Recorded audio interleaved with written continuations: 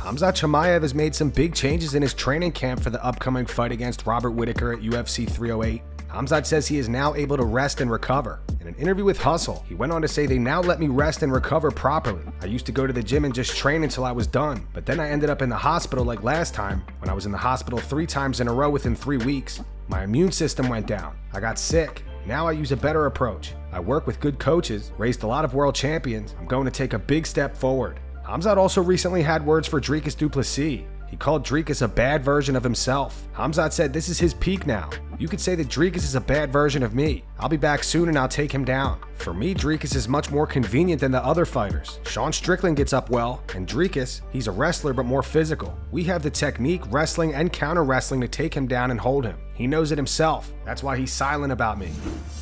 Dana White reacts to Sean O'Malley claiming he fought Merab with a torn labrum. Dana also reveals Tom Aspinall will be the backup fighter for John Jones versus Stipe Miocic, and reacts to John recently saying that he's more than likely retiring after the fight.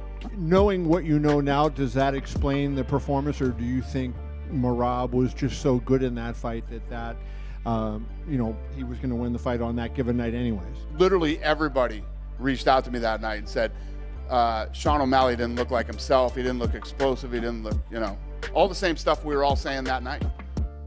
And then lastly, not to take anything from Rob, but correct. I mean, everybody felt that way. Saturday we announced John Jones Stipe Miocic is officially happening. John then was seen ringside saying that this is probably the last one. I'm sure there could be negotiations involved, but have you spoke to him about maybe his future after this event? Why speak to him after this event? You got to figure out what's going to happen in this fight. See how this fight plays out, and then we'll go from there. Is Tom Aspinall officially the backup for that fight? Yes. Tom Aspinall is next in line for anything that happens after this fight. Chito Vera received a ton of backlash for his reaction to Sean O'Malley versus Merab. People were saying Chito had brain damage for saying that he called the fight the other way. On his podcast, Chito clarifies that he did not mean that he thought O'Malley won the fight. He was saying that he predicted O'Malley to win prior. Go subscribe to Chito's new YouTube channel, links in the description. I tweet after the fight, I say, I call it the other way, but Congress, Merab, whatever. When I say I call it the other way, I didn't refer to the decision. That was a clear-cut Merab won 5 rounds. I was meaning that before the fight, I thought O'Malley was about to win the fight because of size and punch power and how he defended takedowns against Aljo, which in paper is probably a better wrestler than Merab. So real quick, that I got called that I got CT and some because people assume I say I saw the decision going for O'Malley, which that's impossible. So Brian Ortega says after the loss to Diego Lopez, he needs to make some moves to get better. Thank you guys for all the messages. Face a little bit swollen, lips a little bit swollen. Obviously, the eye was crying for a bit, but it is what it is. We're crying blood for a bit. Leg is swollen. Putting some cream on it with the Tecker machine, and we're good. Mentally, physically, nothing's broken. Like I said, the prayer for me was just get me out of this fight without any surgeries or things like that. So we're doing good. I did have some time to reflect, obviously, and gotta make some moves to get better. That's it. But I'm very thankful for you guys. The amount of love and support and just the messages. Thank you guys, for real. To guys like me, it means a lot. Joaquin Buckley says his fight with Stephen Thompson has been moved from the main card down to the prelims at UFC 307. What up, y'all? What up, y'all? Making a quick story. Y'all know I've been quiet. I ain't been posting nothing. Look, that ain't because I'm worried about nothing. I'm very excited, man, for what's going to happen in my career. October 5th, y'all already know. It's a set date. We on the card, man, on the pay-per-view. It seems like they changed their mind and put me on the prelims, but it's all right. I feel like this is the fight right here. This is the last one y'all get for free. You hear me? So please tune in October 5th. Me versus Wonder Boy. It's going to be a wonderful war. It's going to be a beautiful fight. And I'm so excited, man, to take on this challenge and really test not only my physical ability, but my mental. Because Wonder Boy is a sharp fighter and is a puzzle whenever you step in the octagon. So I can't wait to solve that puzzle, man, and get that man up out of there. But yeah, I'll see y'all soon, baby. Let's go.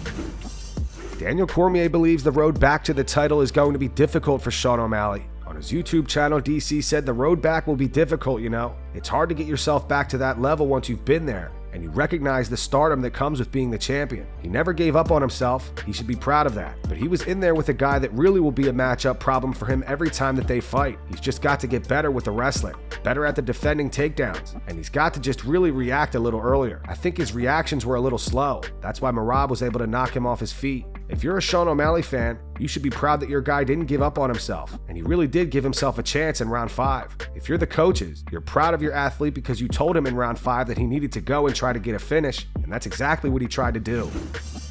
Bryce Mitchell was hanging out with Sean Strickland yesterday. He posted this to his Instagram. He wrote, @Strickland MMA is a friend and an American legend. He's the type of dude you can bum a ride off after training. Sean left a comment. He wrote, "I said, Bryce, will you put your seatbelt on? The beep is annoying." Proceeds to buckle his seatbelt behind his back. Sean then posted this to his Instagram story. He wrote, "When I asked Bryce Mitchell to put his seatbelt on to stop the beeping." Hey, I'm here with the champ. We riding in style, baby. Bro, he's that Tesla, dude. You're gonna lose your fan base. I don't give a I'm with the champ, baby. Let's go, my man. I appreciate you. Yeah, Sean's a nice guy, man. We always stay strapped, right, Bryce? We always stay strapped. Hey, for them commies. Thanks for the ride, though, champ. I got you, man. Oh, yeah, what do you got going on? Valentina Shevchenko accuses ESPN of unfair coverage of Alexa Grasso leading up to UFC Noche. Speaking to MMA Junkie, Valentina said, "I feel ESPN was showing so much favoritism towards Alexa Grasso, even in the second fight with Alexa. So every time showing the moment when she's winning or she's doing good combinations. And my combinations they just ignored. But I won the fight, but they just ignored. All the people had this feeling that she won the fight and it was a draw. I felt it was unfair a little bit, and now there is no way for them to show these clips. It's going to do right and show the right clips now." Michael Bisping and Anthony Smith both agree that Herb Dean was doing too much during Sean O'Malley versus Merab. They add that Tim Welch should have been able to say whatever he wanted to Merab during the fight, and Merab should have manned up and ignored it. Check out the full latest episode of the Believe You Me podcast. Links in the description. If Merab wants to spend his time in the octagon when he should be fighting Sean O'Malley, talking to the other coaches, that should be on him. That's his business. Him. Yeah. And although Tim Welch talking to Merab is maybe a dirtbag move, I don't believe that it should be illegal. Because like, if I can kick you in the face, why can't he talk to you? Be a man and ignore it. Just playing devil's avocado, it could be maybe it's some weird kind of code like some of the coaches use. It might sound like I'm talking to Merab, but I'm really talking to Sean. They don't know that. This is the game. That's how football is. That's how football is. They're all on the sidelines doing all this weird all the time because they're hiding their signs. Hide your signs. I'm a cornerman. Words are going to come out of my mouth. They're both going to hear them. Okay, right. Yes, that's a great point. It's a great point. Telling him to work. Yeah, like when he's in a dominant position and he's clearly working. It was a bit. And it was fast. It was fast. And I, the whole fight, I'm hearing Herb talk back to Tim Welch. Ignore him. What are you doing? Pay attention to the fight, bro. Ignore Tim Welch. He's like, you're coaching me now. Let me worry. Stop. Have those conversations in between rounds. But during it, now you're taken away from the broadcast because now I can hear you talking to the other coach and I'm not paying attention here. Like Tim the Welch constant work. Involved, though. Rub people the wrong way. I like it, but he rubs. I don't mind him either. He rubs people up the wrong way. I think it's hilarious. It added to the broadcast. Javier Mendez thinks it's weird that Merab is adamant that Umar Nurmagomedov does not receive the next title shot. I like these big challenges, but I don't see Umar Nurmagomedov big challenge. Yeah, maybe he's a good fighter, but number one thing, he don't deserve title fight because he's been fighting nobody's. Like just right before fight, he beat debut guy.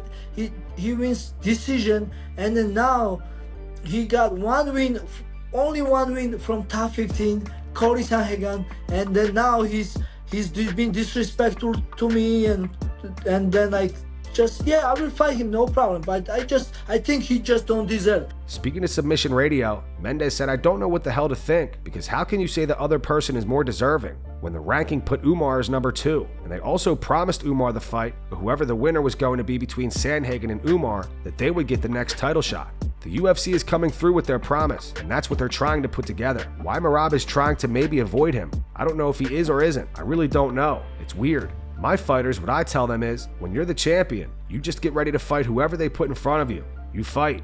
If you're not a real champion, then fine. Pick who you want to pick. But if you're the real champion, you fight. The only thing you should be able to do is choose the dates. On if Umar was fighting Sean O'Malley at the Sphere, Mendez continued it would have played out different. It wouldn't have been the same. Sure, on the ground it would have been bad for O'Malley, but he might have gotten finished on the ground with Umar, had Umar been able to take him to the ground. More than likely, I think, based on what I saw, if had it been Umar on the ground on him like that, Umar is more of a submission specialist than Merab is. Cory Sandhagen claims that Deiveson Figueiredo was offered to fight him and he turned it down. On his YouTube channel, Cory says it's him and Sean O'Malley next. You guys know that this has been a fight that's, been in the works for a really long time. I'm not gonna try to sound like I'm trying to throw this idea at you guys. You guys know it's a good idea. Back me up on all that stuff. Me and O'Malley got next. Figgy turned down a fight against me in September, which is just kind of whack because I thought that Figgy was a little bit, more about that life than that. I'm kind of actually hurt that Figgy doesn't want to fight me in December, but maybe he wants to take easier fights. I don't know what that dude's plan is. I think Jan's out for a little bit. Henry's hurt, not hurt sometimes. I don't really know what goes on with that guy, but me and O'Malley got next. Sean O'Malley is still upset over losing to Merab at the Sphere. Sean posted this to his Snapchat today. He wrote, "I'm fine, I swear." He followed up with this. He wrote, "Just doing me from now on." Then he posted this video saying, "F the Sphere." The Sphere. Ugh. The Sphere. Ugh.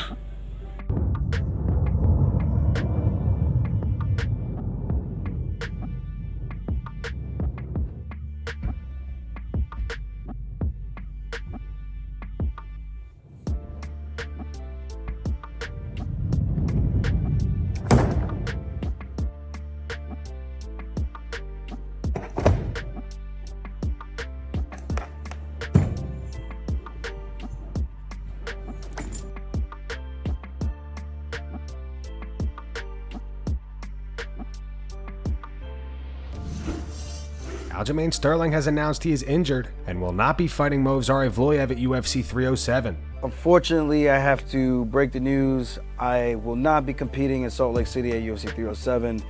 In sparring, I had an injury. Keep it straight. No. I did the stem cells. I took time off. I tried to rehab it as much as I can, as best as I can with the PI team here. And unfortunately, it's out of my hands now. So, Movsar, if you still really want to punch this handsome face, I put the challenge out to you to push the fight back and wait for daddy. That's pretty much all I got. So, Movsar, if you really want to get it in, let's wait till December. And that's going to wrap it up for the news. Thanks for watching. For daily MMA news and content, subscribe to Full Mount MMA and click the bell icon to be notified when we post videos. Here are the 3 top comments from last video. The first one says, "Sean getting mad they didn't finish the guy is so ironic." The second one says, "DC hanging out eating cornbread is the most DC thing ever." And the final one from Not Your DJ says, "Strickland is mad his teammates didn't finish a guy who was 0-0 in his career. Is some deranged perfect combo of CTE, PTSD, and childhood trauma." Those were the 3 top comments from last video. If you want to be featured in the next one, all you have to do is comment down below. And if you missed yesterday's news, click the video on screen right now to get caught up.